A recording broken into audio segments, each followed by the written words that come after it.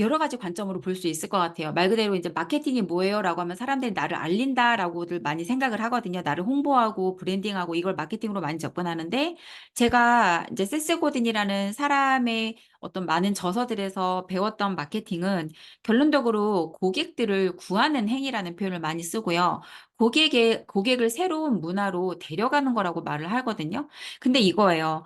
고객을 도와주고 고객을 새로운 문화로 데려가기 위해서는요, 내가 설득하는 능력이 있어야 되는데, 저는 설득하는 능력이 마케팅 자체에서 생긴다고 생각하진 않아요. 음. 직접적으로 사람하고 부딪히고 거절받고 상처받으면서 그 안에서 내가 그 사람과 얼마만큼 깊게 소통하느냐에 따라서 그 사람을 더 빨리 데려갈 수도 있고, 아니면 데려갈 수 있던 사람을 제가 못 데려가고 엉뚱하게 그 사람이 가도록 인제 놓치는 그런 것들이 전 세일즈라 생각을 해서, 결론적으로 마케팅으로 가야 되는 건 맞지만 세일즈 능력을 더 먼저 경험을 하고 마케팅을 가는 거는 또 다른 얘기라고 생각을 하는데, 세일즈가 뒷받침이 안 되는데 마케팅만 하는 거는 '자기만 배불리 먹을 수 있다.'라는 생각을 좀 했어요. 음.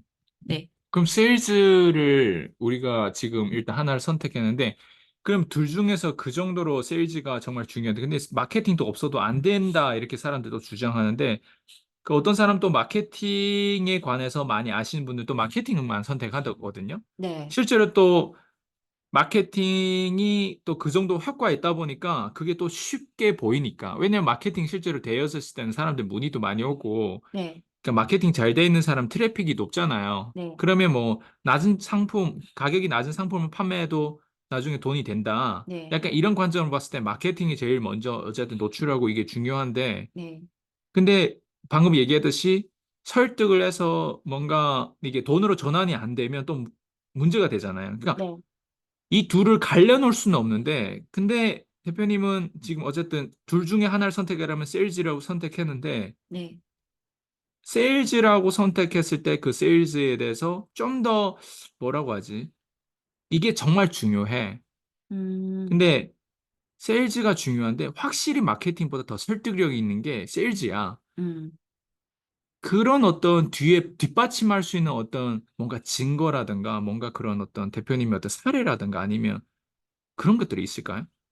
그러니까 저는 학원장이었기 때문에 정말 엄청나게 많은, 글쎄요, 그 몇 명인지 모르겠어요. 근데 어쨌든 몇만 명은 될 것 같은데, 몇만 명의 학부모님들을 만나서 사실은 인제 저도 세일즈를 한 거죠. 음. 왜냐면 제가 개인 과외 선생님을 할 때도 그 엄마를 클로징 해야지 저한테 아이 수업을 부탁하는 거고, 저희 학원에 찾아오는 사람도 그렇고, 제가 옛날에 방문학습지 교사했을 때도 그랬고, 사실은 모든 곳곳 영역에 다 세일즈가 들어가요. 그리고 많은 사람들이 이 착각을 하면은 자기 직업에서 힘들어하는데, '내가 하는 일에는 세일즈가 없다.'라고 생각하면 일이 되게 힘들어져요. 그러니까 예를 들어서 학원 강사들 음. 중에서 엄마 학부모 상담하는 게 너무 싫어서 '학원 일을 해야 되나 말아야 되나.' 고민하는 선생님들이 정말 많았어요. 특히 20 대에는 당연히 인제 어른들과 소통하는 게 어렵다고 느껴지거든요. 근데 그 사람들이 자신들이 하는 일이 '나는 영어를 가르치는 일이라고 생각하고 정의 내렸기 때문에 세일즈 파트를 내 일에서 어 중요시 여기지 않았던 거죠. 근데 결론적으로 말하면 그 사람들이 학원 강사로서 평생 뼈를 묻지 않을 거란 말이에요. 왜? 사람은 누구나 올라가고 싶고 성장하고 싶어요. 그럼 결국 뚫어야 되는 게 누구냐? 학부모들이에요.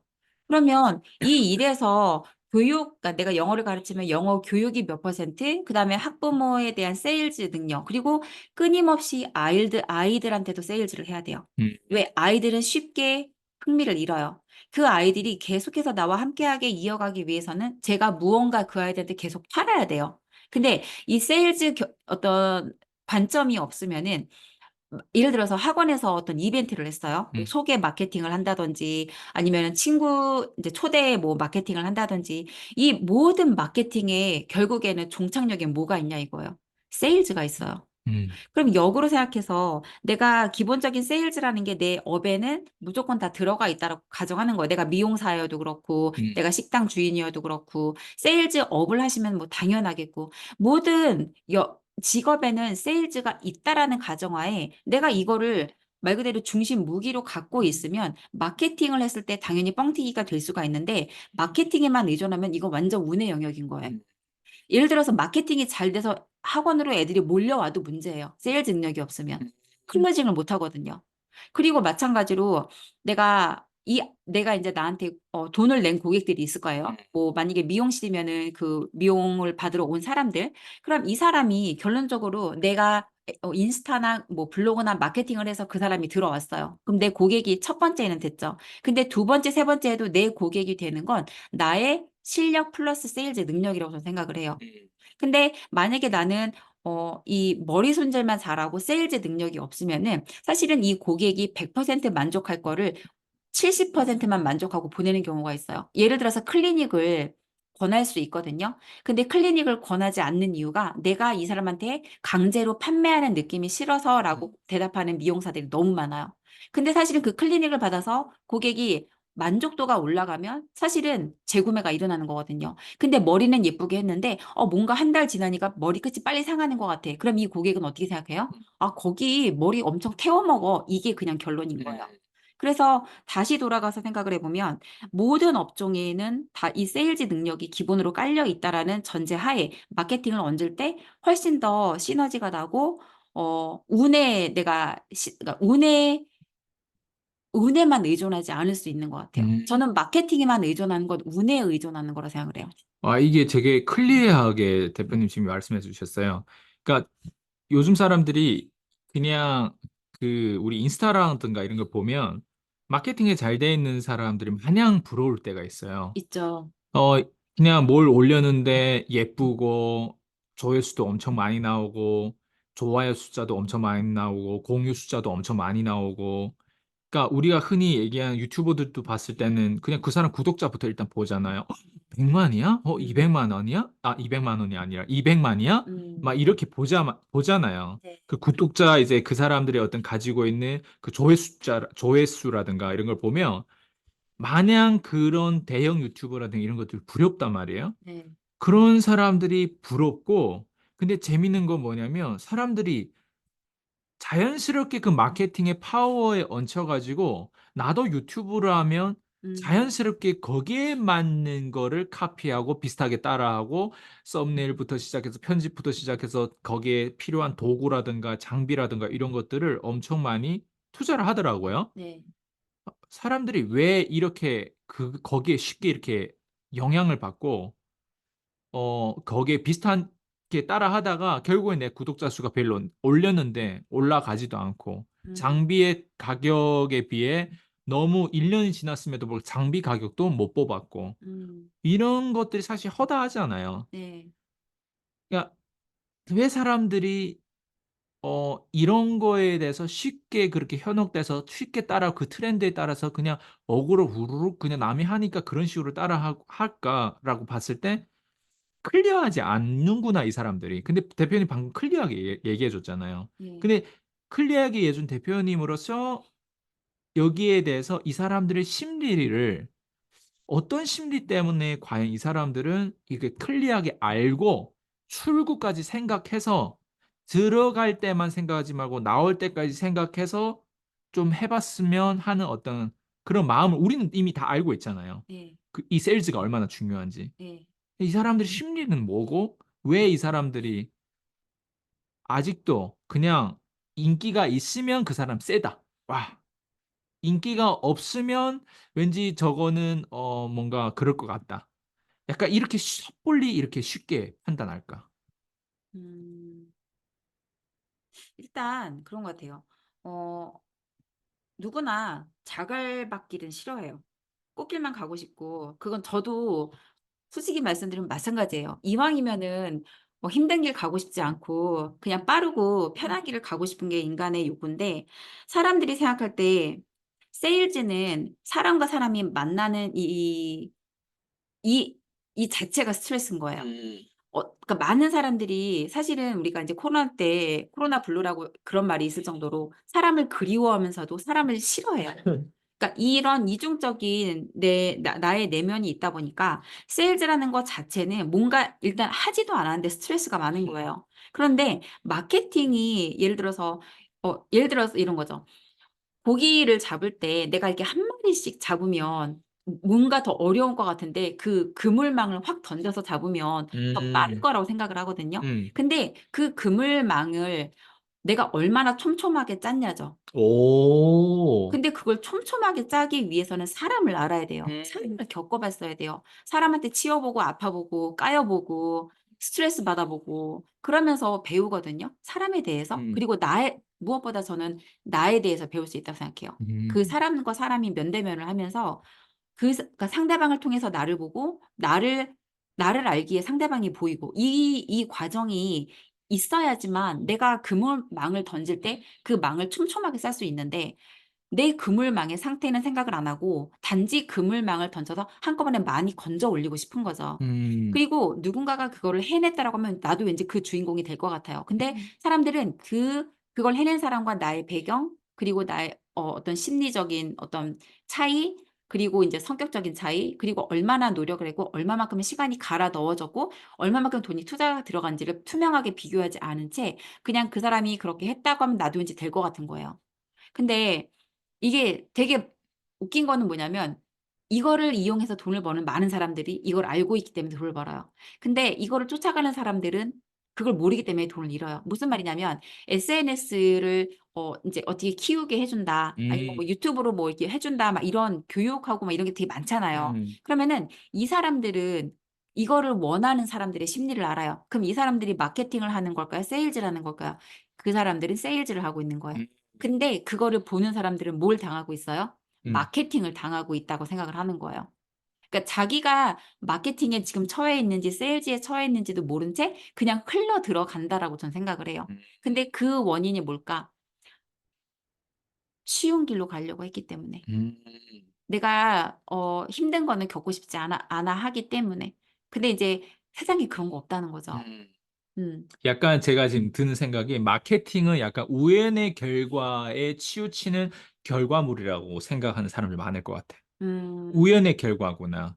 우연의 결과로 우연의 발견으로 내가 저렇게 할 수도 있겠구나라고 해서 약간 로또 심리가 있는 것 같아요. 음. 근데 세일즈라고 하는 거는 우연의 결과가 아니잖아요. 그쵸. 세일즈라고 하는 건 철저히 의도되고 설정이 되고 목표지향적이고 네. 그리고 이성적이고 그리고 말 그대로 거기에 디자인이 확실하게 들어가 가지고 그걸 계속 빈도수를 높여 가지고 거기에 확률을 높여가는 실제로 세일즈라고 하는 건 말 그대로 실력의 싸움이거든요. 네. 근데 실력을 높이지 않더라도 마케팅이라고 하는 건 로또처럼 실제로 부동산 뭐 어디 가게 좋은 걸 해 가지고 좋은 가게 어떤 트래픽 높은 데서 우연히 이제 해 가지고 뭐 했는데 "대박 났다." 이렇게 쉽게 들리는 사람들은 '아 나도 저렇게 가게를 열면 저렇게 뭐 마라탕집 하면 저렇게 다 잘 되지 않나?' 이렇게 생각할 수도 있잖아요. 네. 그러니까 우연의 발견의 결과에서 실제로 우연으로 돈 번 사람도 있어요, 음. 마케팅을 해서. 음. 근데 우연히로 돈 벌었던 사람들이 생각보다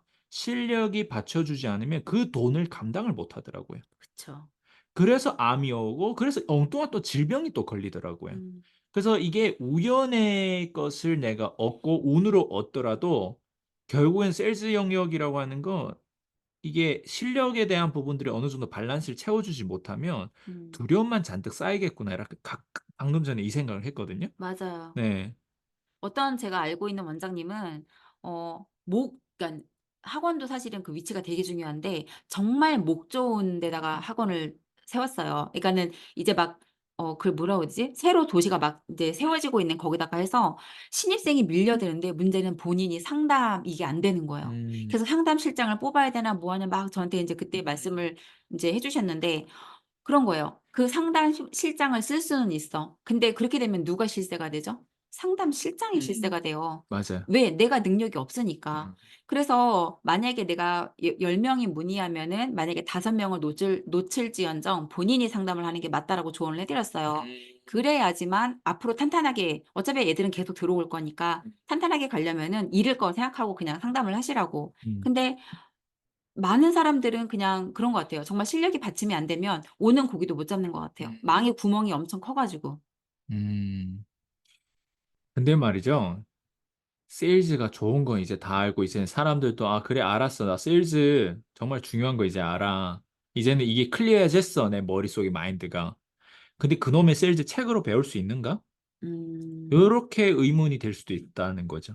음. 그놈의 세일즈 교육을 듣는다고 배울 수 있는 건가? 음. 책을 본다고 세일즈에 관한 책이 얼마나 많이 나와 있어요. 뭐 지그 네. 지글러부터 시작해서 네. 뭐 엄청 뭐 세일즈에 관한 책은 한국에서도 세일즈에 관한 책을 낸 사람도 많고 네. 세일즈를 책으로 배울 수 있는가 이 부분에 대한 또 궁금증을 좀 풀어 주셨으면 좋겠어요. 저는 배울 수 일단 없다라고 생각을 해요. 근데 배울 수 그러니까 근데 이거를 또 "배울 수 없다."라고 말하기도 그래요. 왜냐하면 아예 세일즈에 대해서 전혀 아무것도 모르는 사람들은 '아 그렇구나.' 정도는 감이 와야 되거든요. 그러니까 세일즈가 뭔지도 모르는 사람한테는 그게 뭐라는 정의 정도는 와야 되고 음. 내가 뭔가 잘못 생각하고 있던 거에 대해서는 생각을 바꿔 줄 수 있는 어떤 전환점이 필요해요. 음. 근데 그거를 해줄 수 있는 게 전 세일즈 교육이자 세일즈 책이라고 생각을 해요. 음. 뭐 예를 들어서 이제 대표님과 저도 그래니트 카든의 교육에 정말 많은 돈을 투자했고 그 세일즈에 관련된 교육을 정말 많이 받았잖아요. 근데 제가 느끼는 거는 뭐냐면 '그렇구나.'는 될 수 있지만 내가 배웠다는 건 내게 돼야 되는 거잖아요. 그렇죠. 배웠다는 거는 내가 '그렇구나.'가 아니라 내가 우리가 그거를 우리가 지금 얘기하는 거는 그냥 공감하고 먼저 그 초기에 맞아요. 그걸 얘기 아직 완성품을 우리가 얘기하거든요. '와 이 사람 세일즈 진짜 잘한다.' 그 완성품을 사람들이 그런 롤 모델을 그렇게 삼잖아요. '나도 저렇게 되고 싶다.' 그랬을 때 그 완성품이 되기 위해서 책으로 그 완성품이 될 수 있냐 이거지. 그건 안 된다고 생각해요. 그러니까 저도 부단히 그 세일즈에 대해서 관심을 가졌었어요. 그런데 인제 그걸 관심을 가졌던 게 제가 다단계에 빠지면서 음. '나도 잘하고 싶다.'라는 생각 때문에 세일즈 책을 읽었는데 그 책을 읽으면 읽을수록 미궁으로 빠져드는 거예요. 음. 왜냐면 여기서 거기는 말 그대로 그냥 세일즈라는 되게 작은 범주로 그 책은 얘기를 하는데 사실 저도 세일즈를 하고 있었는데 제가 그 세일즈가 세일즈인 줄을 음. 모르고 했던 거잖아요. 음. 근데 내가 전체 영역에서 하던 세일즈를 갑자기 좁혀 놓으니까 제가 더 못하겠는 거예요. 음. 왜? 이 원칙대로 하라고 하니까. 근데 그 인제 아까 말씀하신 것처럼 지그저글러나 뭐 아니면은 인제 우리나라에도 몇몇 사람들이 낸 그 세일즈 책을 읽다가 너무 머리만 아프고 안 되겠어 가지고 덮어 놓고 그냥 현장 나가서 사람들 만나고 음. 클로징하면서 제가 느꼈던 게 뭐냐면 '결국에 세일즈는 별게 아니라 소통과 설득이구나.' 근데 내가 평생 했던 게 뭐야? 소통과 설득인 거예요. 음. 애들 공부하기 싫은 거 공부시키는 것도 설득과 그것도 소통이거든요. 근데 그게 사실은 다 세일즈잖아요.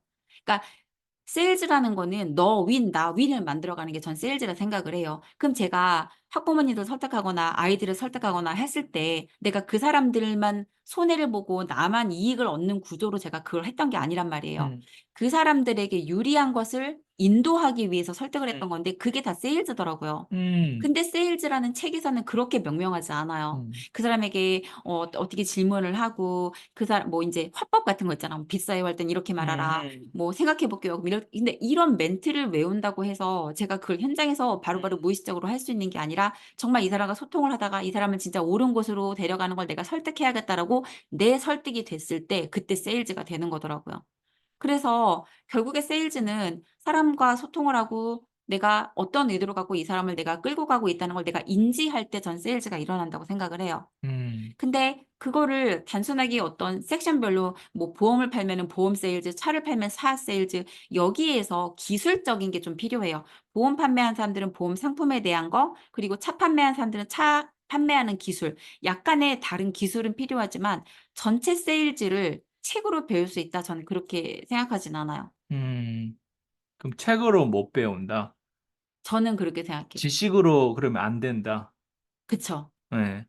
그럼 결국은 지식으로 안 되면 그러면 될 수 있는 그게 뭘까요? 어떻게 하면 그러면 진짜 배울 수 있을까요? 세일즈라고 하는 걸 내 몸으로 완성품이 될 수 있게끔 하려면 어떻게 하면 될까요? 저는 의도라고 생각해요. 음. 그러니까 제가 예전에 세일즈에 대해서 뭔가 배우고 싶고 알고 싶고 할 때는 자꾸 기술적으로 접근했거든요. 음. 그러니까 말발이라고 하죠 우리가. 음. 멘트나 말발로 접근하려고 했는데 시간이 지나고 많은 사람들을 접하고 학원업을 벗어나서 다른 인제 다른 영역으로 옮겨갔잖아요. 자영업자들도 제가 인제 코칭하게 음. 됐고 그리고 보험 영업하시는 음. 분도 있고 뭐 다단계 영업하시는 분도 있고 음. 이렇게 다양한 사람들과 소통을 하면서 저도 사실 세일즈를 하는 거거든요. 음. 왜냐면 그 사람들을 내가 원하는 방향으로 데려가는 것 자체가 세일즈예요. 음. 근데 그렇게 하는 과정에서 느꼈던 거는 기술이 아니라 정말 내가 이 사람을 어떻게 데려가고 싶은지 나의 의도가 명확하면은 그 사람이 나한테 끌려오는구나. 전 이렇게 생각을 했어요. 저도 그거를 많이 해봤거든요. 의도를 가지고 나는 진짜 이 사람이 건강을 챙겨주고 싶은 거야, 예전에. 네. 세일즈 기술도 없고 아무것도 없었을 때. 그 의도를 난 엄청, 뭐, 저기, 창립자부터 시작해가지고 엄청 막 설교를 했던 적이 있는데, 그냥 커피값 내고 결국에는 의도는 좋았는데 자꾸 매출로 연결이 안 되는 그런 경험을 그때 했었거든요. 그럼 아, 여기서 뭐라고 얘기해요? 그건 심리죠. 그러니까 이걸 뭐라고 설명할까? 다 합쳐진 것 같아요. 의도도 돼야 되고 어느 정도 기술도 있어야 되고 그리고 내가 그러니까 그게 어려운 상대하고 거죠. 있는 맞아요. 그래서 책으로 배울 수 없다는 거예요. 왜냐면 예를 들어 책에서 이런 심리를 가져라라고 한다고 그 심리가 그렇죠. 생길까요? 안 안 생겨요. 생기죠. 그리고 예를 들어서 나는 이 사람을 그렇게까지 할 의도가 없어. 내가 이 사람을 정말 도와주고 싶은 의도가 없는데 내가 이 사람을 돕고자 하는 의도가 확실히 세일즈가 된다고 해서 그 책을 읽었다고 내가 그 의도를 가질 수 있을까요? 없어. 없어요. 그리고 여기서 이러이러한 기술을 쓰라고 하는데 그 기술이 내가 말하기에는 맞지 않은 기술도 있어요. 네. 왜냐면 그 음, 저자의 환경과 배경과 DNA와 나의 것이 다르다 보면은 음, 거기서 나에게 주는 게 "그렇구나."로 다가오지 그게 나의 DNA로 와닿진 않거든요. 음, 그래서 이거를 종합적으로 봤을 때 책으로 어떻게 이거를 내가 세일즈를 음, 된다라고 저는 생각하진 않아요. 근데 아까도 말씀드린 것처럼 영감을 얻을 수는 있어요. 음, 내가 전혀 모르던 거는요. 음, 상상도 내가 그걸 시도해 볼 수 있는 상상도 못 하거든요. 음, 근데 내가 그거를 책을 통해서라도 아니면 강의를 통해서라도 뭔가 알면은 나를 돌아보는 것 같아요. 음, '난 어땠었지?' 근데 나를 돌아보는 과정 그리고 내가 그거를 현장에서 해 보는 과정 음. 이것들이 합쳐지면서 쪼금씩 형태를 갖춰가게 되는 것 같아요, 나의 세일즈라는 거에 대해서. 그럼 세일즈가 그렇게 중요하잖아요. 네. 마케팅보다도 둘 중에 하나 선택을 하면 난 무조건 이 세일즈. 그럼 세일즈를 선택하고 이렇게 중요한데 이놈의 세일즈를 어쨌든 못 배운단 말이에요. 예. 책에서 아니면 교육에서. 예. 그러면 이걸 못 배우는데 왜 사람들은 계속 교육에서 계속 배우려고 하고 클래스룸에 등록하고 계속 책을 읽고 또 지식을 채우고 세일즈 하나를 위해서 어쨌든 많은 시간을 지식을 얻기 위해서 투자를 한단 말이에요. 예. 안 되는데. 근데 왜 이런 심리는 왜 그럴까요, 사람들이? 희망을 찾아서? 왜 희망을 위해서. 근데 이렇게 생각해요. 어 이게 사실은 현장 경험하고 버무려져야지만 이 세일즈라는 게 완성이 되는데 만약에 내가 그 현장으로 튀어나갈 자신이 없을 때는 나를 그래도 이 세일즈에 대해서 계속 이렇게 가져가야 될 어떤 명분이 필요한 것 같아요. 음. 그게 저는 교육이자 책이자 강의이자 뭐 이렇게 생각을 해요. 왜냐면 찾고자 하는 사람한테 우리가 무언가를 이제 뚜렷하게 내가 알지는 못하지만 내가 가고자 하는 길이 만약에 세일즈라고 하면은 끊임없이 그 세일즈에 대해서 내 생각이 그쪽으로 가야 되잖아요. 내가 그쪽에 시간을 써야 되는데 답을 얻진 못하지만 내가 거기에 시간을 쓰면 쓸수록 난 달라진다고 생각해요. 저는 달라질 수 있다고 생각을 해요. 음. 근데 만약에 내가 그렇게라도 안 하면 영영 멀어지는 거죠. 그러니까 나는 세일즈랑 전혀 상관이 없는 사람이고 아까 말씀드린 것처럼 미용을 하시는 분, 식당 하시는 분은 '나는 세일즈랑 상관없는 사람이야.'라고 그냥 살아가는 건데 음음음. 그게 아니라 내가 살아가는 그러니까 이 세상에서 하는 모든 영업, 자영업을 포함해서 '영업에는 세일즈가 필요하구나.' 그럼 내가 이거를 실험해 보기 위해서는 정보의 흐름이 뭐 하나라도 있어야 되거든요. 그래야 실험을 해볼 거 아니에요. 예를 들어서 "이런 멘트를 써 보세요." 그래서 이런 멘트 썼는데 안 통해. '아 그럼 아니구나.' 그럼 다른 멘트 해 보고 그러다 보면은 '요거를 내가 살짝 요렇게 바꿔 보니까 이거는 되네.' 이거를 내가 이 경험을 얻기까지는 계속 나한테 뭔가 자원의 흐름이 있어야 된다고 생각을 해요. 그 자원의 흐름을 끝까지 잡는 사람과 그냥 '나는 이거랑 전혀 상관이 없어.'라고 딱 잘라 버리고 사는 사람은 저는 미래가 다를 거라고 생각을 하거든요. 음. 그러니까 그런 차원에서의 어 가치를 보는 거죠. 이 음. 인제 교육이라든지 책이라든지 뭐 이런 것들이. 근데 아무것도 안 하고 사는 것보다는 전 덜 틀린다고 생각을 하는 거죠. 좋아요. 그럼 마지막으로 한 가지만 더 여쭤볼게요. 우리가 이제 살면서 꼭 해야 되는 일이 있고 안 해도 되는 일이 있고 그리고 중요하지 않은데 그냥 하는 일이 있어요. 네. 그 꼭 해야 되는 일은 사람들이 꼭 하더라고요, 네. 그걸 자기가 알면은. 근데 우리가 그냥 되는 일, 그냥 되어지는 일은 그냥 되어진 일이고 근데 여기서 포인트는 안 해도 되는 일. 네. 그러니까 안 해도 되는 일이 세상에 정말 많잖아요. 네. 근데 이 안 해도 되는 일에 대해서 쪼금 좀 얘기를 해볼 건데요. 이게 안 해도 되는 일을 했을 때 저 같은 경우는 굉장히 여기에서 우연으로 발견하는 어떤 지혜와 어떤 경험과 심리가 생기는데 네. 특히 20대 때는 더더욱 많았어요. 안 해도 음. 되는 일이 너무 많았고 어 근데 이게 왜 중요한지를 가만히 들여다보니까 이게 내 자존감을 엄청 높였더라고요. 음. 자존감을 왜 높였는지를 보니까 남들이 안 하는데 나는 했어. 음. 그러다 보니까 내가 특별한 거야. 음. 난 원래 특별하지 않았는데 그냥 내가 했던 일이 남들이 굳이 안 해도 되는 거를 내가 했던 거예요. 음. 그러니까 사소한 것들인 거예요. 어떻게 보면 그냥 쓰레기 줍는 할머니 있었는데 그 할머니한테 내가 용돈을 내가 이틀씩 모았던 용돈을 내가 드리고 도망갔던 이런 거 안 해도 되는 일이잖아요. 네. 그리고 내가 누군가 뭐 어쨌든 영웅주의로 내가 다가가 가지고 뭔가 이렇게 멋있는 척을 이렇게 했던 것도 또 있고 그리고 내 스스로의 경험에서도 보면 그냥 유학만 가도 되는데 굳이 그 말레이시아 갔다가 '한국 사람하고 어울리면 안 되겠다.'는 거를 딱 깨닫고 나서 마치 부산으로 혼자 그냥 아무런 마중 나온 사람 없듯이 호주 멜버른으로 바로 그렇게 그냥 짐만 싸고 아무런 예약도 없고 아무런 뭐 거기에 대한 보증되고 그게 없이 그냥 거기에 공항에 뚝 떨어진 거 음. 이런 것들은 사람들이 생각하면 '쟤 미쳤나?' 이렇게 생각할 수도 있잖아요. 음.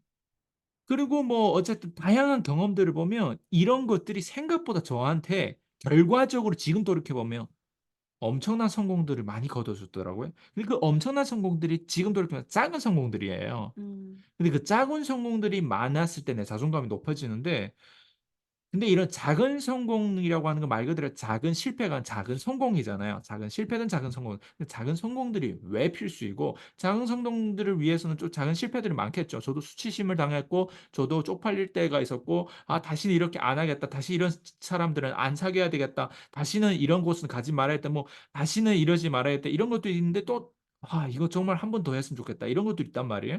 음. 이게 왜 필수적인지 이걸 왜 꼭 해야 되는지 안 해야 되는 그런 일들을 굳이 하면서 작은 실패든 작은 성공이든 이걸 꼭 쌓아서 우리가 이 시간을 이렇게 보내야 되는지 음. 이 부분들이 궁금해요. 음. 일단 안 해도 되는 일은 다들 아마 아실 것 같아요, 제가 얘기 안 해도. 첫 번째는 독서죠. 음. 두 번째는 운동이죠. 그러니까 저는 근데 이 독서와 운동을 제가 아는 한에서는 꾸준하게 하는 사람은 전 단 한 명도 못 봤어요. 단 한 명도. 음. 근데 아까 대표님 말씀하신 것처럼 안 해도 되는 일이 저에게는 운동과 독서였어요. 음. 근데 그거를 20 대부터 꾸준하게 해 가면서 말씀하신 것처럼 '나는 너희들과 달라.'가 그냥 이 차별성이 아예 만들어졌어요. 음. 그래서 남들이 볼 땐 쪼끔 독한 년일 수도 있고 그리고 우리랑은 좀 다르다는 느낌도 들 수 있지만 저는 이거를 함으로써 내가 무슨 혜택을 얻게 될 거라고 알고 한 건 아니었어요. 그냥 운동을 했던 거는 건강이 안 좋았기 때문에 '운동을 하면 건강에 도움이 될 거'라는 막연한 생각, 그때는 또 인터넷도 발달이 안 됐어요. 그래서 그냥 막연한 생각 때문에 했고 그리고 당연히 여성이니까 날씬해지고 싶어서. 근데 이게 인제 습으로 만드는 데까지는 굉장히 어려운 일이죠. 이거를 내가 뭐 갑자기 내가 이걸 어 하고 싶지 않을 수가 있잖아요. 오늘 아침만 해도 하고 싶지 않거든요. 근데 이걸 습으로 만드는데 나에게 어떻게 유익이 될 거라고 알고 하는 사람은 없어요. 근데 아까 지금 대표님이 말씀할 때 작은 실패 작은 성공이라는 그 말씀을 하셨는데 작은 실패를 알고 하는 사람도 없고 작은 성공을 알고 하는 사람이 없어요. 근데 저는 안 해도 되는 일을 하다 보면은 작은 실패와 작은 성공을 두 개를 번갈아서 계속 경험할 수밖에 없어요. 예를 들어서 독서를 시작했는데 내가 책을 꾸준하게 읽다가 책을 안 읽어요. 그럼 본인이 알아요. 내가 요즘에 약간 루저 같다는 생각을 해요. '내가 왜 나태해졌지?' 이게 나한테 작은 실패일 수 있지만 내가 '아니다. 오늘부터 다시 하자.'라고 해서 그걸 다시 이어나가면 또 작은 성공이 이어지는 거예요. 근데 이 작은 실패와 작은 성공은 꼭 해야 하는 일보다는 제가 경험했을 때는 안 해도 되는 일에서 더 많이 자주 일어났어요. 음. 특히 꼭 해야 하는 일은 생존과 관련된 일 밥벌이와 상관이 있다 보니까는 아 실패도 없고 성공도 없고. 맞아요. 그냥 압박감으로 무조건 닥치고 하는 거예요. 근데 안 해도 되는 일은 수많은 갈등이 저를 괴롭혀요. 어. '아 내가 오늘은 그냥 건너뛸까? 아니야 해야지.' 이런 수많은 갈등. 저는 영어를 독학으로 했기 때문에 전 영어도 저에게는 엄청난 갈등이었어요. 음. 왜냐하면 학원 강사로 일을 할 때 그렇게까지 공부를 할 필요가 없어요. 애들 가르치는 수준만 해도 충분해요. 근데 저는 항상 더 높은 기준을 갖고 준비를 했어요. 음. 그리고 내가 거기에 그걸 뛰어넘는 사람이 돼서 애들 앞에 서고 싶다는 정말 안 해도 되는 그 영역까지 생각을 하다 보니까 그래서 저는 이 3 개 운동, 영어, 독서를 안 해도 되는 일을 정말 엄청나게 오래 한 15년 가까이 그거를 지속했던 것 같아요. 근데 이 안에서 제가 경험했던 많은 작은 실패와 작은 성공들이 다 일어났어요. 음.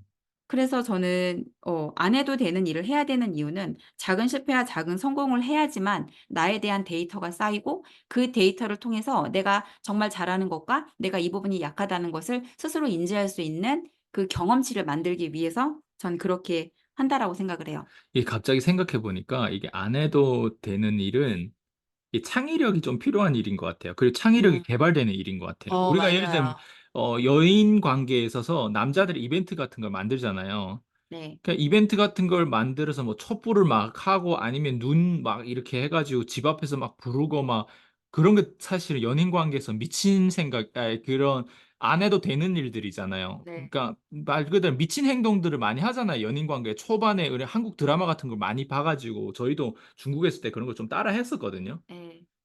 그런 안 해도 되는 일은 사실은 생각보다 에너지도 들어가고, 근데 음. 받는 사람의 입장에서는 또 거기에 대한 충성심이라든가 그런 만족도라든가 그런 남다른 그런 경험들이 생긴단 말이에요. 음. 뭐 요즘에는 뭐 첩부를 하고 뭐 이렇게 하는 거는 요즘에는 안 하면 안 되는 일로 잡혔지만, 음. 옛날에는 음. 안 하면 안 해도 되는 것들을 하다 보니까 특별해 보였잖아요. 네. 그러니까 갑자기 드는 생각인데, 이게 안 해도 되는 일을 하면 창의력이 발달되는구나. 그럼 창의력이 발달됐을 때 또 창의력이 필요한 일을 했을 때 사람들이 남들이 얻지 못한 그런 지혜와 그런 결과와 그런 뉴스거리들을 내가 스스로 창조하고 만들 수도 있구나. 음. 그러니까 그 멋에 또 뻥이 차 또 올라 가지고 뻥이 차 가지고 또 뽀대나게 또 살 수 있는 어떤 그런 정체성을 가질 수 있구나.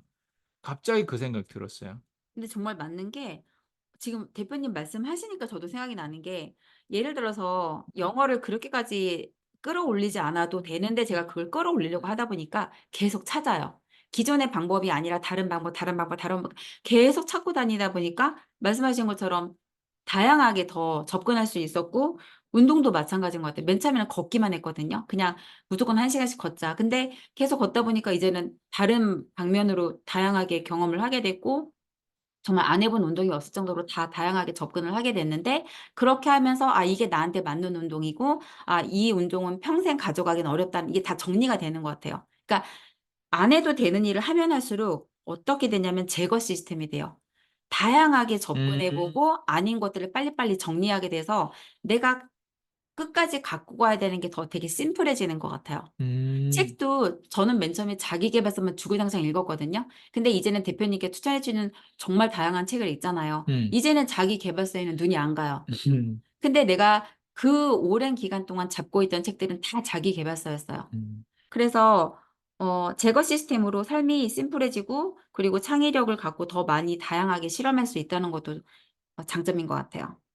그럼 대표님 마지막으로 대표님의 어떤 안 해도 되는 일 요런 사례 같은 거 재밌는 거나 아니면 재밌고 가치 있고 의미 있는 이런 어떤 사례 같은 거 하나 예를 들어 줄 수 없을까요? 이런 거죠. 안 해도 되는 일이 만약에 제 업에 있어서는 음. 전 다단계가 안 해도 되는 일이었어요. 오. 영어 원장이 갑자기 다단계를 한다고 할 때 처음으로 세상의 편견과 맞서야 됐어요. 음. 근데 인제 영어 원장이라는 타이틀이 퇴색이 되는 그 다단계에 대해서 제가 제 나름의 뭔가 생각이 있으니까 그걸 했겠죠. 저는 뭐 돈 때문에 한 건 아니니까. 근데 그 다단계를 하면서 저는 어떤 경험을 했냐면 나와 너무나 다른 사람들이 많다는 거. 그러니까 통장에 몇 천만 원도 없다는 게 전 충격이었어요. 다단계 미팅하러 다닐 때 사람들이 뭐 몇 천이 아니라 통장에 몇 백만 원조차 없다는 것도 전 솔직히 되게 충격이었고, 많은 사람들이 돈을 저축하지 않고 사는구나. 그리고 자기 삶에 대한 어떤 계획이나 어떤 원칙이 없이 우선순위 없이 그냥 막 사는구나를 정말 많이 봤어요. 근데 그걸 보면서 내가 잘해왔던 것도 보였지만 내가 놓쳤던 것도 많이 보였고, 내가 앞으로 이제 남은 생 동안 내가 어떤 사람으로서 살아야 될까라는 거에 대한 좀 많이 정리가 됐어요. 그래서 다단계라는 게 나쁜 경험이기도 하지만 저에게는 좋은 경험이기도 했던 것 같아요. 와우. 누군가는 이걸 들었을 때, 어, 다단계 하면 안 해도 되는 게 아니라 나는 저게 나의 유일한 희망이라고 해서 할 수도 있는데, 대표님이 다단계에 접근했을 때는 좀 다른 느낌이네요. 그쵸. 동기 자체가 저는, 동기 자체가 예, 다르네요. 동기 자체가 달라서 그랬던 것 같아요. 안 해도 되는 일. 그리고 남들의 눈을 생각하면 하지 말아야 될 일이었어요, 그렇죠. 저한테는. 그렇죠. 예. 그리고 주변에, 그러니까 저를 되게 뭐라 해야 될까? 좋게 보고 약간 이제 그래도 이렇게 "자수성가했다."라고 해 주시는 음. 모든 분들이 다 굉장히 말렸거든요. 음, 도대체 왜 그걸 하려고 하냐고. 근데 정말 저는 건강을 전하고 싶었고 음. 이게 사람들을 도울 수 있다라고 생각을 했기 때문에 이거예요. 학원에서 1,500만 원을 버는데 유산화 통장에서 150만 원의 월급이 들어왔을 때 내가 그렇게 기뻐했어요. 근데 학원에 1,500만 원 순수익에 대해서는 전혀 반응이 없었어요. 그 어, 정도로 제가 유산화라는 그 다단계 일에 굉장히 많은 가치 부여를 하고 있었고, 그래서 저에게는 안 해도 되는 일이죠. 그래서 유사나 이런 다단계 같은 걸 더 또 잘해 보려고 거기에 대한 세일즈, 책임감을 맞아요. 더 많이 향상시키려고 세일즈 교육을 찾다가 또 저를 찾았네요. 맞아요. 그래서 지금은 배우자가 됐고요. 네. 그리고 안 해도 되는 일을 그렇게 열심히 했던 저의 정체성 때문에 저는 다단계의 어떤 부패한 시스템이라든지 이런 그 걸 쉽게 기득권에 대해서도 저는 그냥 다 자신 있게 까발. 말을 할 수 있게 된 거예요. 와, 그러니까 안 해도 되는 일을 하다 보니까 안 해도 되는 말까지도 하게 되네요. 그렇죠. 나랑 상관없는 그렇죠. 사람들 그냥 그러거나 말거나 해도 되는데 그러거나 말거나가 아니라고 생각을 했어요. 그럼 사람들이 정말 한정된 어떤 그런 고착된 마인드에서 살고 있다는 게 또 보여요. 왜냐면 음. 안 해도 되는 일을 안 하니까 네. 안 해도 되는 말도 자기의 선에서만 그 말을 지키려고 하잖아요. 네. 근데 안 해도 되는 일을 하다 보면 평소에 내가 평생 살면서 안 해도 되는 말을 하게 되면서 거기서 얻는 혜택이라든가 맞아요. 거기에 대해서 얻는 이득, 거기에서 얻는 어떤 손실감도 있겠지만 그러니까 이런 것들이 결국에는 우리 인생에서 진짜 우리가 배워야 되는 새로운 어떤 뭔가가 아닐까 생각되거든요. 네. 결국에 여기에 비밀이 있다. 아, 그래 이게 정말 중요하네. 일 자체도 중요하고 안 해도 되는 일, 안 해도 되는 말. 아, 이걸 통해서 우리가 정말 많은 것들을 배울 수 있구나라는 생각을 했어요. 요즘에 저는 안 해도 되는 말 중에 하나가 부모들한테 사교육시키지 말라는 얘기 되게 많이 해요. 와. "공부 좋아하냐 애가?" "아니다." 그러면 저는 그 사람한테 사교육을 왜 하지 말아야 되는지 계속 설득을 해요. 그게 저한테는 아무 이득이 없잖아요. 네.